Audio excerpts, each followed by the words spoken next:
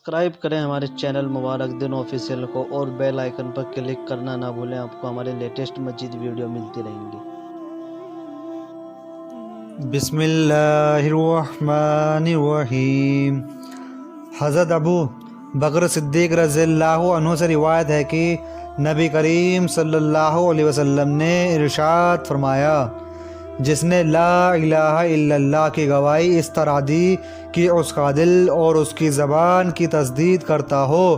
تو وہ جنت کے جس دروازے سے چاہے داخل ہو جائے۔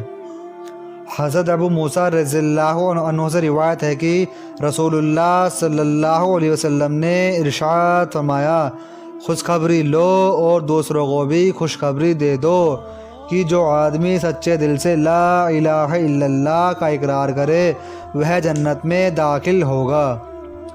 حضرت ابو درداء رضی اللہ عنہ سے روایت ہے کہ رسول اللہ صلی اللہ علیہ وسلم نے ارشاد فرمایا، جو آدمی اخلاص کے ساتھ اس بات کی گواہی دے کہ اللہ تعالیٰ کے سوا کوئی معبود نہیں اور محمد صلی اللہ علیہ وسلم اس کے بندے اور اس کے رسول ہیں، وہ جنت میں داخل ہوگا۔ حضرت ابو درداء رضی اللہ عنہ سے روایت ہے کہ نبی کریم صلی اللہ علیہ وسلم نے ارشاد فرمایا، ہر چیز کی ایک حقیقت ہوتی ہے، کوئی بندہ اس وقت تک ایمان کی حقیقت کو نہیں پہنچ سکتا جب تک کہ اس کا پکا یقین نہ ہو کہ جو حالات اس کو پیش آئیں وہ آنے ہی تھے اور جو حالات اس پر نہیں آئے وہ آ ہی نہیں سکتے تھے۔ فائدہ: انسان جن حالات میں بھی دوچار ہو اس بات کا یقین ہونا چاہیے کہ جو کچھ بھی پیش آیا وہ اللہ کی طرف سے مقدر تھا اور معلوم نہیں کہ اس میں میرے لیے خیر بھلائی چھپی ہوئی ہو۔ تقدیر پر یقین انسان کے ایمان کی حفاظت اور وسوسوں سے اطمینان کا ذریعہ ہے۔ حضرت ابو ہریرہ رضی اللہ عنہ رسول اللہ صلی اللہ علیہ وسلم کا ارشاد نقل فرماتے ہیں کہ میری اور مجھ سے پہلے انبیاء علیہ السلام کی مثال ایسی ہے جیسے ایک آدمی نے گھر بنایا ہو اور اس میں ہر طرح کا حسن اور خوبصورتی پیدا کی ہو، لیکن گھر کے کسی کونے میں ایک اینٹ کی جگہ چھوڑ دی ہو۔ اب لوگ مکان کے چاروں طرف گھومتے ہیں، مکان کی خوشنمائی کو پسند کرتے ہیں، لیکن یہ بھی کہتے ہیں کہ یہاں پر ایک اینٹ کیوں نہیں رکھی گئی، تو میں وہ ایک اینٹ ہوں اور میں آخری نبی ہوں۔ حضرت ابو ہریرہ رضی اللہ عنہ سے روایت ہے کہ رسول اللہ صلی اللہ علیہ وسلم نے ارشاد فرمایا، مؤذن کے گناہ وہاں تک معاف کر دیے جاتے ہیں جہاں تک اس کی آواز پہنچتی ہے، یعنی اگر اتنی دوری تک کی جگہ اس کے گناہوں سے بھر جائے تو بھی وہ سب گناہ معاف کر دیے جاتے ہیں۔ جاندار و بیزان جو مؤذن کی آواز سنتے ہیں وہ سب قیامت کے دن اس کے لیے گواہی دیں گے۔ مؤذن کی آواز پر نماز میں آنے والے 25 نمازوں کا ثواب لکھ دیا جاتا ہے اور ایک نماز سے پچھلی نماز تک کے درمیان وقت کے گناہ معاف کر دیے جاتے ہیں۔ حضرت برا بن عازب رضی اللہ عنہما سے روایت ہے کہ رسول اللہ صلی اللہ علیہ وسلم نے ارشاد فرمایا، بے شک اللہ تعالیٰ اگلی صف والوں پر رحمت بھیجتے ہیں، فرشتے ان کے لیے دعا رحمت کرتے ہیں اور مؤذن کے اتنے ہی زیادہ گناہ معاف کر دیے جاتے ہیں جتنی حد تک وہ اپنی آواز بلند کرے۔ جو جاندار و بیزان اس کی آواز کو سنتے ہیں اس کی تصدیق کرتے ہیں اور مؤذن کو ان تمام نمازیوں کے برابر ثواب ملتا ہے جنہوں نے اس کے ساتھ نماز پڑھی۔ فائدہ: کچھ علماء نے حدیث شریف کے دوسرے جملے کا یہ مطلب بھی بیان فرمایا ہے کہ مؤذن کے گناہ جو اذان دینے کی جگہ سے اذان کی آواز پہنچنے کی جگہ تک کے درمیانی علاقے میں ہوئے سب معاف کر دیے جاتے ہیں۔ ایک مطلب یہ بھی بیان کیا گیا ہے کہ مؤذن کی آواز کی اذان کی آواز جہاں تک پہنچتی ہے وہاں تک کے رہنے والے لوگوں کے گناہوں کو مؤذن کی سفارش کی وجہ سے معاف کر دیا جائے گا۔ اے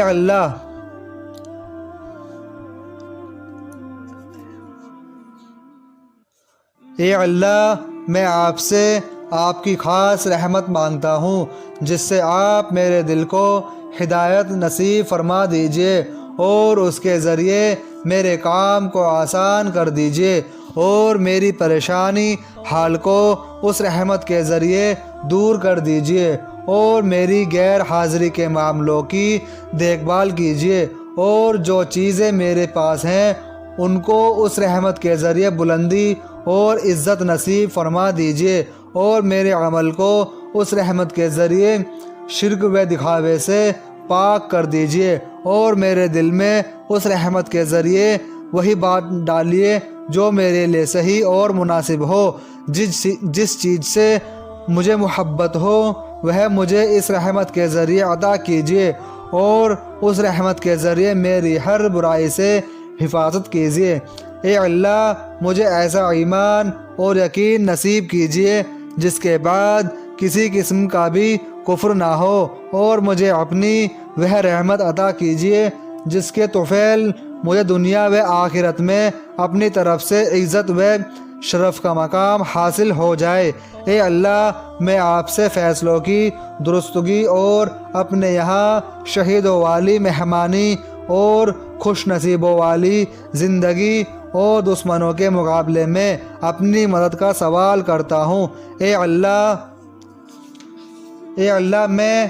آپ کے سامنے اپنی حاجت پیش کرتا ہوں، اگرچہ میری عقل ناقص ہے اور میرا عمل کمزور ہے اور میں اپنی رحمت کا محتاج ہوں۔ اے کام بنانے والے اور دلوں کو شفا دینے والے، جس طرح آپ اپنی قدرت سے ایک ساتھ بہنے والے سمندر کو ایک دوسرے سے جدا رکھتے ہیں کہ کھارا میٹھے سے الگ رہتا ہے اور میٹھا کھارے سے الگ رہتا ہے، اسی طرح میں آپ سے سوال کرتا ہوں کہ آپ مجھے جہنم کی آگ سے اور اس عذاب سے جس کو دیکھ کر آدمی شور کرنے موت کی دعا مانگنے لگے اور قبر کی آواز سے دور رکھیے۔ اے اللہ جس بھلائی تک میری عقل نہ پہنچ سکی اور میرا عمل اس بھلائی کے حاصل کرنے میں کمزور رہا اور میری نیت بھی اس تک نہ پہنچ سکی اور میں نے آپ سے اس بھلائی کی درخواست بھی نہ کی ہو جس کا آپ نے اپنی مخلوق میں کسی بندے سے وعدہ فرمایا ہو، یا کوئی ایسی بھلائی ہو جس کو آپ اپنے بندوں میں سے کسی کو دینے والے ہو۔ اے سارے جہانوں کے پالنے والے، میں بھی آپ سے اس بھلائی کا خواہش مند ہوں اور آپ کو آپ کی رحمت کے وسیلے سے مانگتا ہوں۔ اے مضبوط عہد والے اور نیک کاموں کے مالک اللہ، میں آپ سے عذاب کے دن امن کا اور قیامت کے دن جنت میں ان لوگوں کے ساتھ رہنے کا سوال کرتا ہوں جو آپ کے مقرب اور آپ کے دربار میں حاضر رہنے والے، رکوع و سجدے میں پڑے رہنے والے اور عہدوں کو پورا کرنے والے۔ بے شک آپ بڑے مہربان اور بہت محبت فرمانے والے ہیں اور بے شک آپ جو چاہتے ہیں کرتے ہیں۔ اے اللہ دوسروں کی بھلائی کی راہ دکھانے والا اور خود ہدایت پانے والا بنا دیجئے۔ ایسا نہ کیجئے ہم خود بھی گمراہ ہو جائیں اور دوسروں کو بھی گمراہ کرنے والے ہوں۔ آپ کے دوستوں سے ہماری صلح ہو، آپ کے دشمنوں کے ہم دشمن ہوں۔ جو آپ سے محبت رکھے ہم آپ کے دشمنوں کے ہم بھی دشمن ہوں۔ جو آپ سے محبت رکھے اور آپ کی اس محبت کی وجہ سے اس سے محبت کریں، اور جو آپ کا مخالف ہو ہم آپ کی اس دشمنی کی وجہ سے اس سے دشمنی کریں۔ اے اللہ یہ دعا کرنا میرا کام ہے اور قبول کرنا آپ کا کام ہے، اور یہ میری کوشش ہے اور بھروسہ ہے آپ کی ذات پر۔ اے اللہ میرے دل میں نور ڈال دیجئے اور میری قبر کو نورانی کر دیجئے۔ میرے آگے نور پیچھے نور، میرے دائیں نور، میرے بائیں نور، میرے اوپر نور اور میرے نیچے نور، یعنی میرے ہر طرف آپ کا ہی نور ہو، اور میرے کانوں میں نور، میری آنکھوں میں نور، میری روح میں نور، میری کھال میں نور، میرے گوشت میں نور، میرے خون میں نور، میری ہڈی ہڈی میں نور ہی نور کر دے۔ اے اللہ میرے نور کو بڑھا دیجئے، مجھ کو نور عطا کر دیجئے اور میرے لیے نور مقدر فرما دیجئے۔ پاک ہے وہ ذات عزت جس کی چادر ہے اور اس کا فرمان عزت والا ہے، شرافت و بزرگی جس کا لباس ہے اور اس کی بخشش ہے۔ پاک ہے وہ ذات کی ہر عیب سے پاکی صرف اس کی شائن شان ہے۔ پاک ہے وہ ذات جو بڑے فضل اور نعمتوں والی ہے، پاک ہے وہ ذات جو بڑے شرف و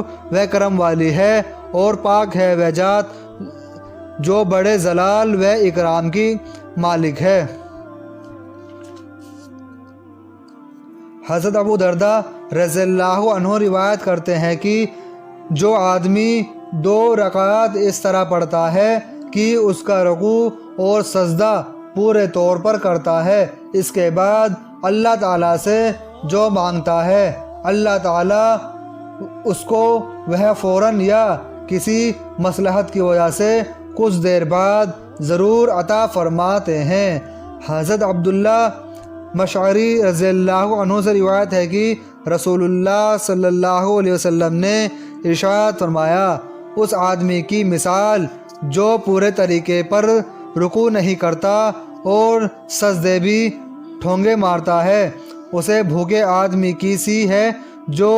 2 کھجوریں کھائے جس سے اس کی بھوک دور نہیں ہوتی، اسی طرح نماز کسی کام نہیں آتی۔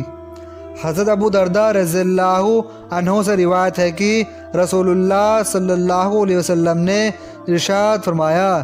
اس امت میں سب سے پہلے خشوع اٹھایا جائے گا، یہاں تک کہ تمہیں امت میں ایک بھی خشوع والا نہ ملے گا۔ حضرت جابر بن سمورہ رضی اللہ عنہ فرماتے ہیں کہ نبی کریم صلی اللہ علیہ وسلم جب فجر کی نماز میں فارغ ہوتے تو 4 زانو بیٹھ جاتے، یہاں تک کہ سورج اچھی طرح سے نکل آتا۔ حضرت انس بن مالک رضی اللہ عنہ سے روایت ہے کہ رسول اللہ صلی اللہ علیہ وسلم نے ارشاد فرمایا،